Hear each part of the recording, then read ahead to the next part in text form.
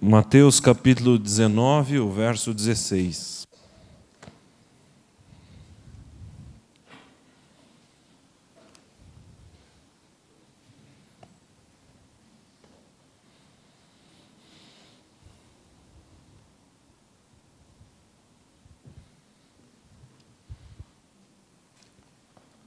Mateus 19, 16.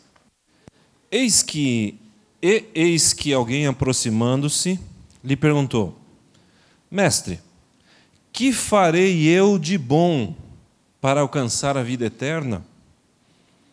Respondeu-lhe Jesus: Por que me perguntas acerca do que é bom? Bom só existe um.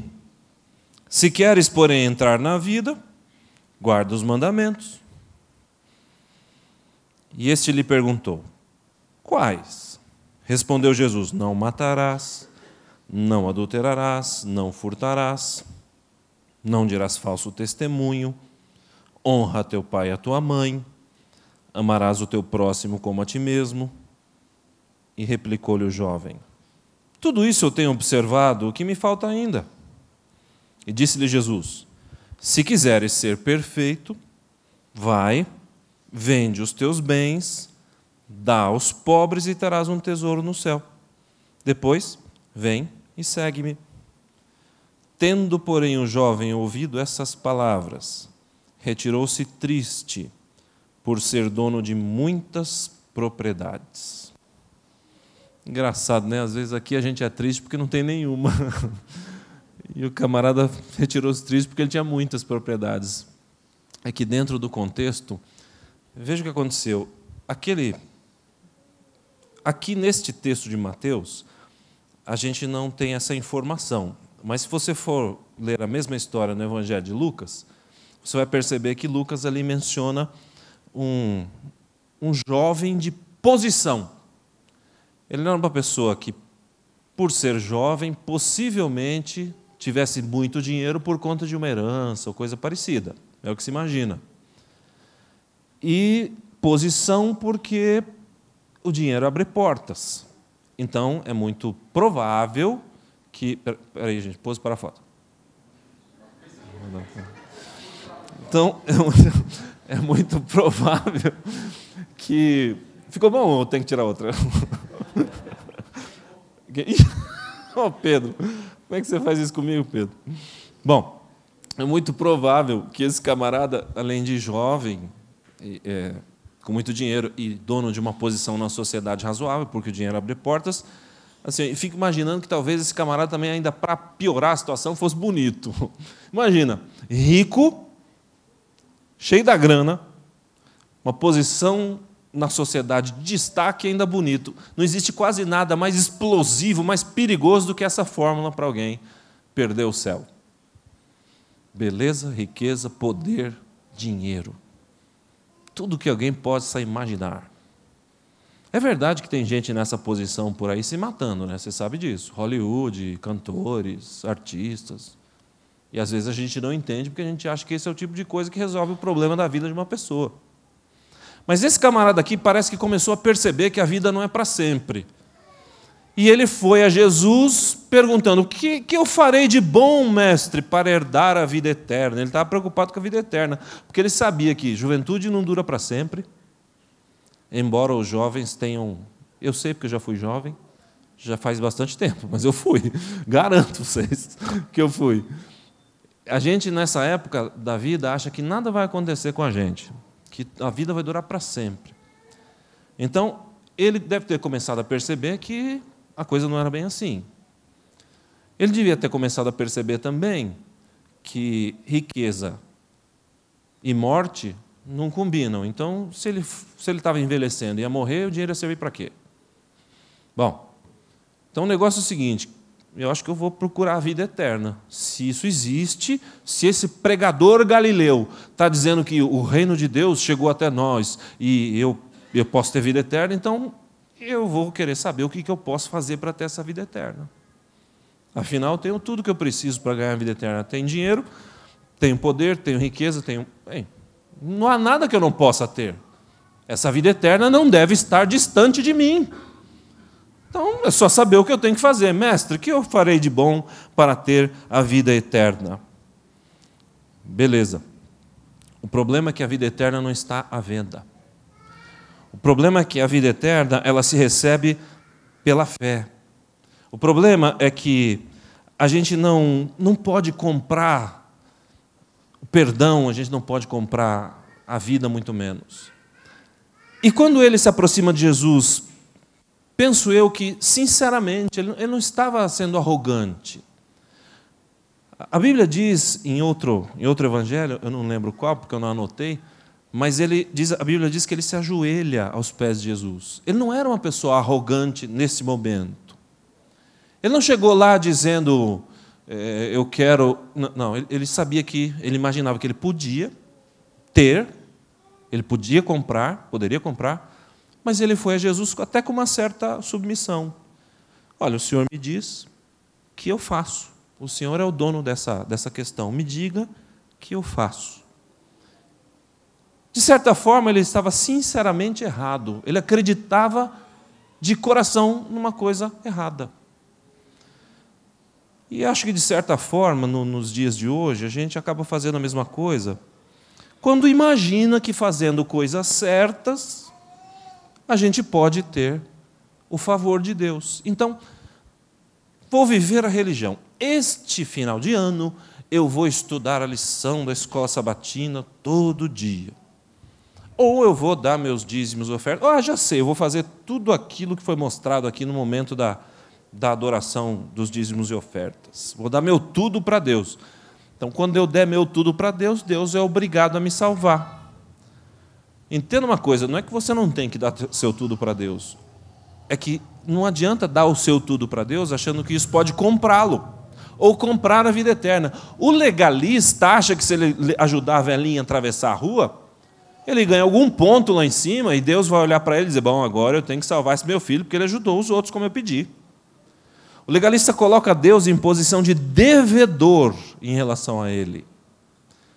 Nesse sentido, o jovem rico estava sinceramente enganado, talvez até submisso a Jesus. O Senhor diz, eu faço, mas no sentido de eu posso fazer para ter, ele estava errado. Ele não podia comprar a vida eterna.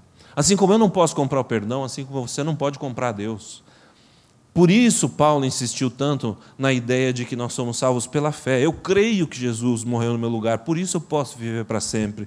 Mas eu não posso fazer nada para comprar a salvação.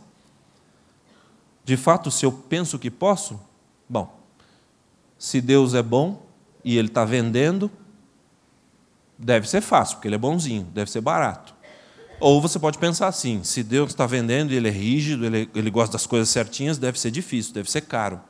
Aí cada um determina o seu comportamento, mas todos são legalistas. De fato, no verso 17, Jesus olha para ele e diz assim, por que me perguntas acerca do que é bom? Lembrem, ele perguntou para Jesus o quê? O que eu faço de bom para ter a vida eterna? Ué, por que você está me perguntando sobre o que é bom? Bom só existe um, é Deus. Depois de Deus, minha gente, de lá para cá, de cima para baixo, não tem ninguém que faça nada de bom de modo a ser uma bondade pura. E se alguém fizer, isso é resultado do Espírito Santo na vida dele. Mas nós, seres humanos, segundo Jesus aqui, esquece, bom só tem um, que é Deus. Mesmo que você faça coisas boas, pontuais, vai fazê-las por influência do Espírito de Deus. Então, entenda, bom só tem um, que é Deus. Agora, se você quer, e essa resposta de Jesus me intriga, se você quer entrar na vida eterna, guarde os mandamentos. Então, ele perguntou, quais? Interessante, né? A iniciativa da salvação é sempre de Deus. Quando Adão se perdeu, Deus foi ao paraíso. Quando o povo de Israel estava escravo no Egito, Deus foi tirá-los do Egito. Quando o jovem rico veio dizendo, o que eu posso fazer? Deus disse, não, você não faz nada, bom é Deus, deixa que Deus toma conta disso. A iniciativa da salvação e o poder para salvar é sempre de Deus. Agora, Jesus olha para ele e parece que diz exatamente o contrário do que eu disse até agora. Você quer então a vida eterna? Guarda os mandamentos. Veja, ele pergunta, que mandamentos? E Jesus diz assim, olha, honra teu pai e tua mãe, ou melhor, a partir do verso 18. Não matarás, não adulterarás, não furtarás, não dirás falso testemunho, honra teu pai e tua mãe. E resumindo tudo isso, amarás o teu próximo como a ti mesmo. Jesus usa os últimos 6 mandamentos, porque os primeiros 4 dizem respeito ao meu relacionamento com Ele, com Deus, e os últimos 6, o meu relacionamento com você, com o próximo. E Jesus usa esses mandamentos em relação ao próximo, note, ele não usa os primeiros 4, ele só usa os últimos 6, para dizer, você quer entrar na vida? Guarda esses mandamentos. Por que será que Jesus usou os mandamentos que tinham a ver com o próximo? Porque é aí que estava o problema daquele rapaz. Porque na cabeça dele, ele amava o próximo, simplesmente porque ele não fazia nada de errado. Jesus cita os 6 mandamentos e ainda diz assim, como resumo daquilo, amarás o teu próximo como a ti mesmo. Na cabeça daquele camarada, do jeito que ele estava vivendo, ele amava o próximo, estava tudo certo. Essa era a visão que ele tinha da religião. Mas a visão que Jesus tinha da religião era o que vem na sequência no texto. E ele diz assim, no verso 21, Jesus diz, então se você ama o próximo, se queres ser perfeito, vai e vende os teus bens e dá aos pobres, e terá um tesouro no céu. Depois vem e segue-me. Enquanto aquele moço achava, pensava, imaginava que não fazer coisas erradas, não matar, não adulterar, não roubar, não furtar, não cobiçar, era amar o próximo, Jesus disse para ele, na minha perspectiva, amar o próximo é você, além de não fazer tudo isso que está errado, fazer o que é certo. Ajude alguém, para de ser tão egoísta. Vende o que você tem, dá para as pessoas, e aí você vai provar que ama as pessoas. Aí você vem e me segue. Na verdade, aquelas 2 pessoas, Jesus e o jovem rico, tinham visões bem diferentes do que era a religião, do que era a fé, do que era principalmente amar. Eu até imagino que Jesus não queria que ele vendesse tudo, absolutamente tudo. Eu até imagino que Jesus usou uma linguagem forte para tentar chacoalhar a mente e o coração daquele moço, para ele entender quem ele era de fato, e o que ele estava fazendo e o que ele não estava fazendo, que deveria estar fazendo. Eu até acho que Jesus queria ensinar uma lição para ele e para nós, quando essa mensagem atravessou os séculos, de que guardar os mandamentos não é simplesmente obedecer aos nãos que estão escritos ali. Guardar os mandamentos é amar o próximo a si mesmo. O problema é que tem gente que diz, hoje em dia, que se eu amar o próximo, eu não preciso mais guardar os mandamentos, porque a lei é o amor. O detalhe é que eu não consigo entender uma pessoa que ama o próximo, mas cobiça, mente, diz falso testemunho, não honra o pai e a mãe. Você consegue entender uma pessoa que ama o próximo, mas que descumpre os mandamentos? Sinceramente, eu não consigo harmonizar isso. Então não me venha com essa de que hoje não preciso mais guardar a lei, eu só preciso amar. Eu estou entendendo o que Jesus estava dizendo aqui para aquele moço. Olha, você quer entrar no céu? Quero. Salvação é pela fé, fé em mim. Mas vou te ensinar uma lição hoje. Você guarda os mandamentos? Guarda nada.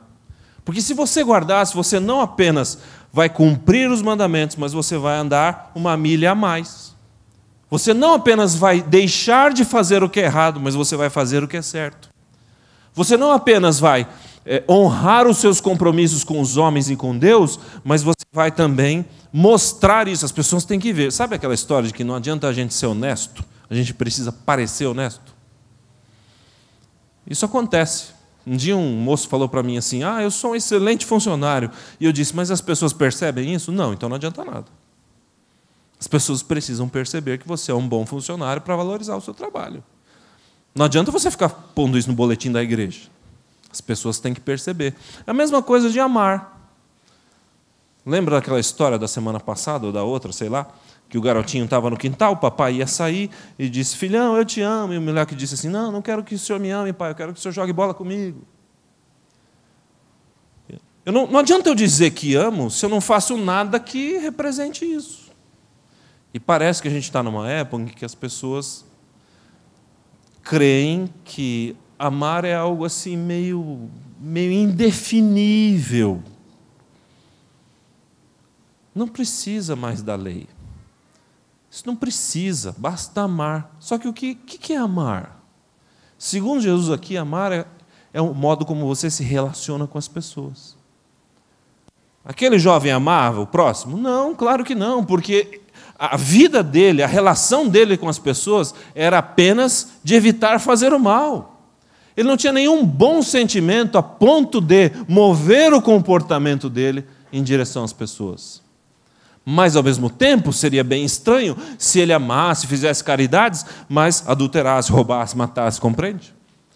Entende como não dá para desvencilhar as duas coisas? Essa passagem do jovem rico, para mim, foi extremamente útil nesse sentido.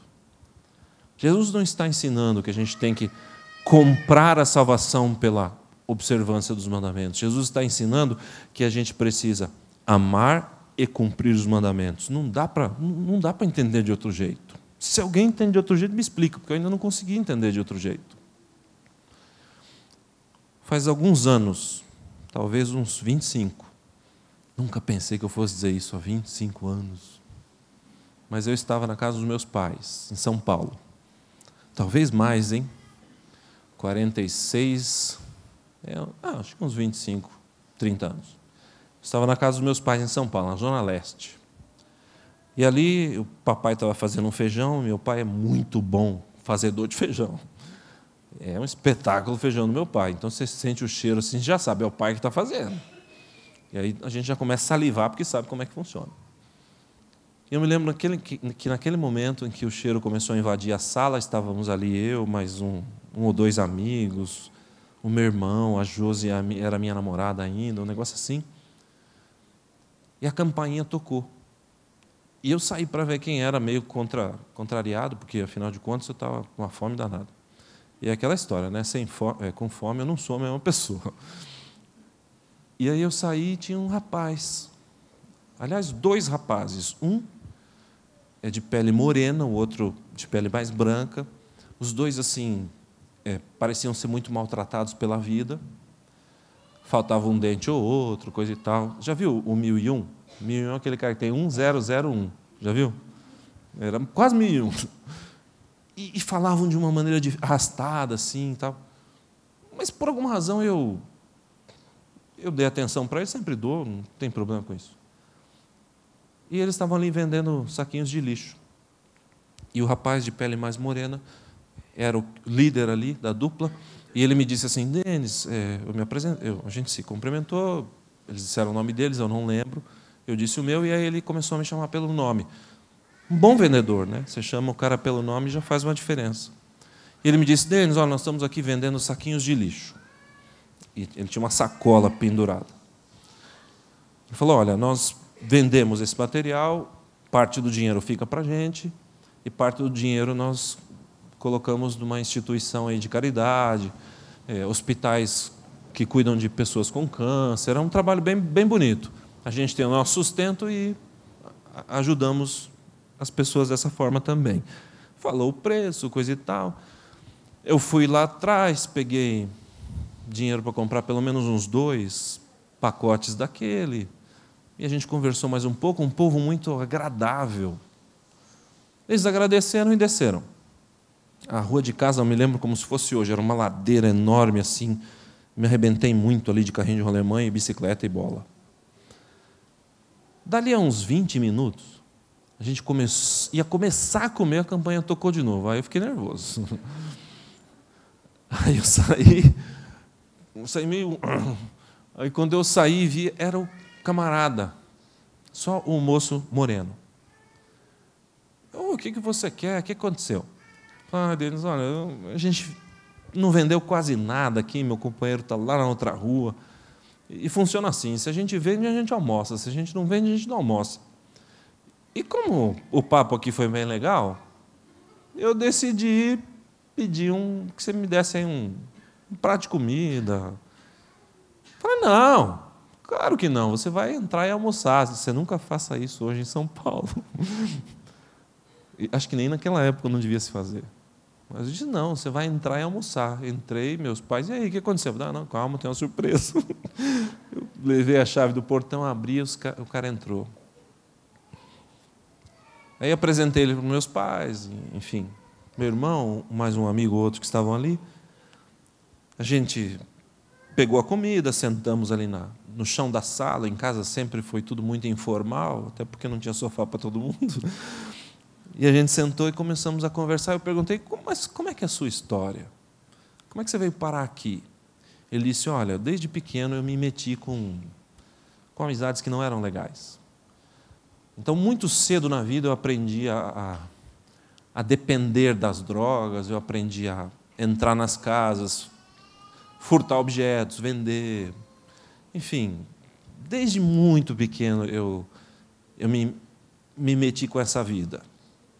E foi passando o tempo, a gente vai crescendo, e os vícios vão aumentando, e os roubos vão aumentando, e as porcarias em que você se mete vão crescendo junto com você, até que um dia me pegaram. Eu e um grupo de amigos. A gente foi parar na FEBEM, eram menores e tal, nem sei se hoje em dia ainda funciona a tal da FEBEM, mas enfim. Eles foram para lá, ficaram um tempo lá, e apanharam da polícia, e apanharam da... É uma coisa horrorosa, tem que ver ele descrevendo. Ele disse, e assim era a minha vida. Eu ia e voltava para as instituições, e, enfim. Até que um dia, eu estava lá em casa, tal, pensando o que eu ia aprontar aquele dia, quando alguém tocou a campainha lá, como eu toquei a sua aqui. E eu saí para ver quem era. Era um colega nosso de bandidagem que tinha desaparecido. Nunca mais ele havia saído com a gente. Para roubar, para fumar, para cheirar. E alguns diziam que ele tinha virado crente. Mas eu não acreditava, porque eu nunca mais vi o cidadão. E aí ele estava na frente, no portão da minha casa. E ele disse, fulano, eu preciso te dizer um negócio. Posso entrar? Pode. Entra aí, você sumiu, onde é que você está? Ouvi dizer que você virou crente. E aí o rapaz, ele me contando isso, né? Ele disse, aquele meu amigo sentou na sala como eu sentei com você aqui e disse, eu virei crente sim. E olha, eu só não vou ficar dando sermão em você, mas eu só quero ler uma passagem da Bíblia para você. Pode? Tá bom, vai. Ele abriu em João 3,16 e na versão mais comum dizia assim, porque Deus amou o mundo de tal maneira que deu o seu Filho para que todo aquele que nele crê não pereça, mas tenha vida eterna. E ele me disse, Denis, no momento em que aquele cara leu aquele texto, é como se caísse uma bomba atômica dentro de mim. Eu nunca tinha imaginado, nunca ninguém havia me dito, nem de longe, que Deus pudesse me amar. Você pode achar que isso é estranho, mas tem muita gente por aí, essa é uma mensagem popular hoje, o cristianismo saiu da zona de coisa estranha para ser, assim, tema até de vida de celebridade. O cristianismo hoje é um negócio, está na moda. Mas não foi sempre assim. E apesar de hoje nós termos essa realidade de o cristianismo ser mais popular e tal, e tem até a Gretchen dançando piripiri para Jesus por aí, ainda tem gente que não tem noção de que Deus amou o mundo de tal maneira que deu o seu Filho para morrer por ele. Você acredite se quiser. Pergunte para as pessoas. Eu estou tendo a chance de fazer um curso numa universidade em São Bernardo, na Metodista, e é impressionante como as coisas que para nós nesse ambiente são comuns, para algumas pessoas lá são absoluta novidade. Eu falo demais, eu acabo desembestando a falar e tal, e aí as pessoas se assustam com aquilo, me mandam mensagens dizendo, nossa, que coisa bacana, que coisa linda, de onde você tirou isso? Aí que eu me toquei que eu não estava na igreja, eu estava na escola. E é impressionante, faça o teste, uma das melhores coisas que estão me acontecendo durante esse curso é esse lugar que eu tenho para testemunhar dessa maneira. que para nós que convivemos mais com o povo da igreja, isso não é tão comum. Isso é muito mais raro. Mas ali é um negócio muito intenso, isso me deixa muito contente. Eu, às vezes, compro algumas brigas, assim, é um negócio muito legal. Briga, assim, no bom sentido, porque no ambiente acadêmico a turma discute sem medo de ser feliz, né? Discute as ideias. Isso é um ponto muito positivo. Ninguém fica com bronca de ninguém. Quebra o pau, está tudo certo. Porque se discute ideias. Talvez seja uma coisa que a gente tem que aprender no ambiente cristão, um pouco mais. Mas, enfim, para aquele camarada, ele me disse, aquele texto bíblico, eu não sabia que ele existia. Eu tinha aprendido aquilo desde que eu estava na escolinha sabatina. Não nasci na igreja, nasci no hospital. Mas quando eu nasci, meus pais já eram adventistas. Então, aquele negócio era a coisa mais comum do mundo para mim. Deus amou o mundo. Mas ele me disse, Denis, eu nunca tinha imaginado que Deus pudesse me amar. Eu sou uma desgraça. O que eu já fiz de maldade, você não tem noção. E aí aquele camarada vem para mim dizendo, Deus ama o mundo de tal maneira que deu o seu filho para que você creia e não morra. Você sabe que bandido sabe que vai morrer, né? A vida é curta. Ninguém acha que vai ver Jesus voltar na bandidagem. Porque é um ambiente muito difícil. Não é simples ser bandido. É o dia a dia correndo riscos. E eles sabem disso. E aquele camarada dizia, olha, eu sabia que mais cedo ou mais tarde ia sobrar para mim. Mas espera aí, mas Deus me amava e a intenção dele era que eu não morresse, mas tivesse vida eterna. Não, isso não existe.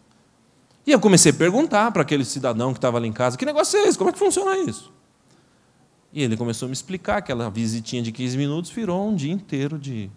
Bom, resumindo, Denis, ele me dizendo, dali para frente eu comecei a estudar essa tal de Bíblia. E eu comecei a gostar daquele negócio, comecei a me interessar. É lógico que aí a minha vida começou a oscilar entre o que era certo e o que era errado. O que era certo e o que era errado. Eu voltava para a prática do mal, me afastava do mal. E assim a luta foi feroz.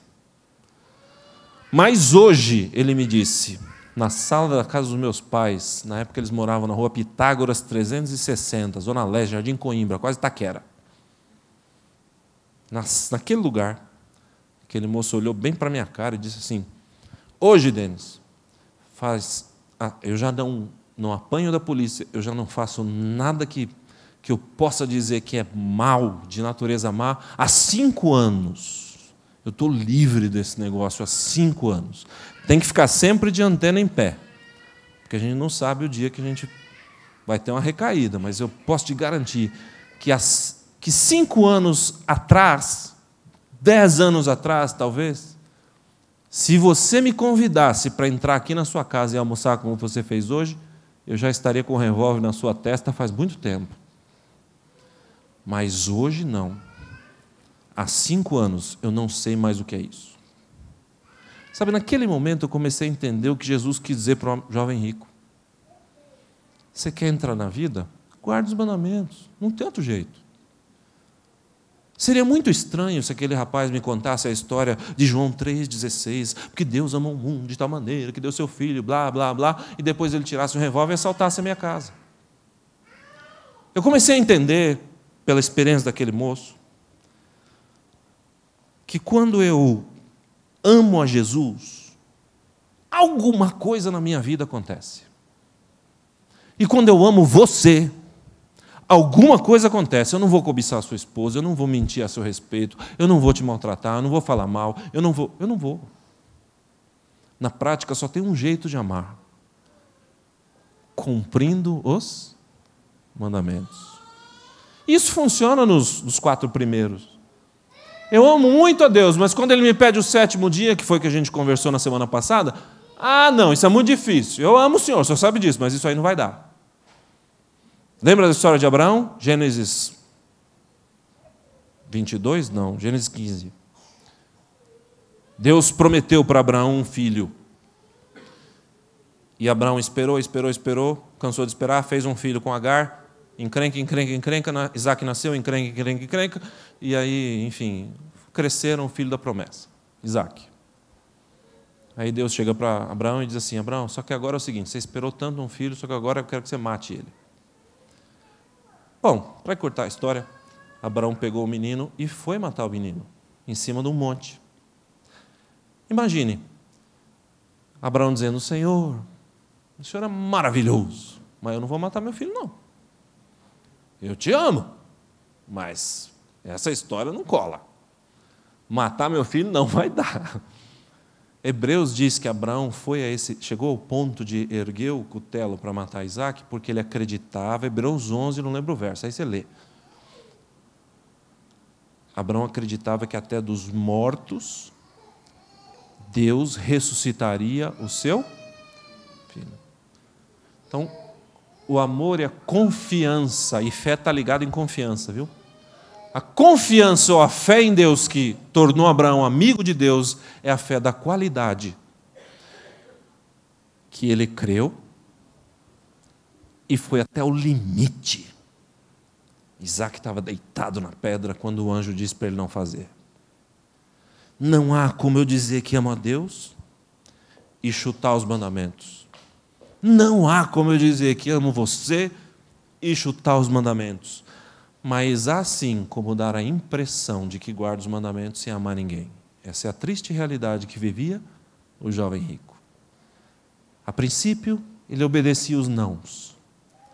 Mas quando foi exigido dele uma demonstração prática de que ele amava o próximo como a si mesmo, ele foi embora, e foi embora triste porque possuía muitas propriedades. Bom, você pode fazer o que você quiser com essa mensagem a partir de agora. Você pode crer e não obedecer. Mas não te esquece. Tiago diz que os demônios creem e tremem, mas eles não obedecem. Você pode obedecer, mas não crer e nem amar, como o jovem rico. Não resolve nada também. Ou você pode, e eu também, claro, né, eu faço parte dos ouvintes dessa mensagem. Nós podemos, melhor assim, nós podemos ainda obedecer, crer, obedecer e, de maneira prática, mostrarmos que amamos a Deus e aos outros. Não estou dizendo que é uma tarefa fácil, só estou dizendo que é isso que Jesus nos propõe. E se a gente quiser fazer a vontade dele, ele prometeu enviar o Espírito Santo para que a gente fizesse.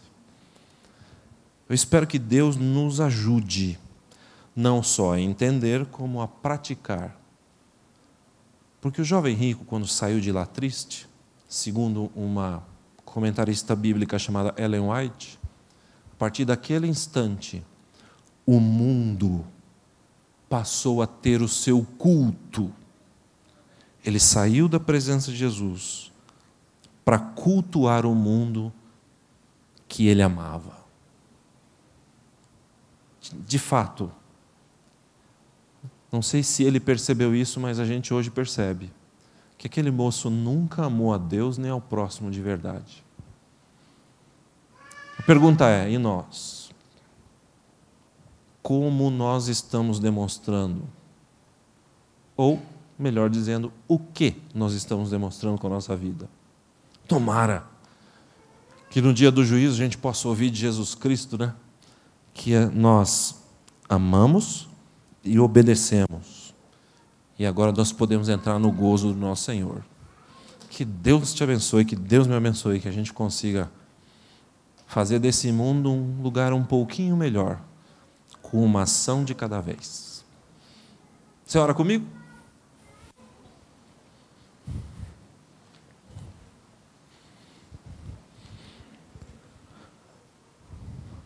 Nosso bom Pai, nosso pedido é que nos envie o Espírito Santo para que a gente possa guardar a Tua lei, mas que a gente possa também fazer isso pelo motivo correto. Que a gente possa mostrar às pessoas que nós temos os princípios, mas que elas possam ver que esses princípios são motivados por algo que o Seu Espírito colocou no nosso coração e na nossa mente. Quem sabe as pessoas possam sentir nas nossas ações que nós agimos como Jesus. Quem sabe a gente possa viver essa experiência.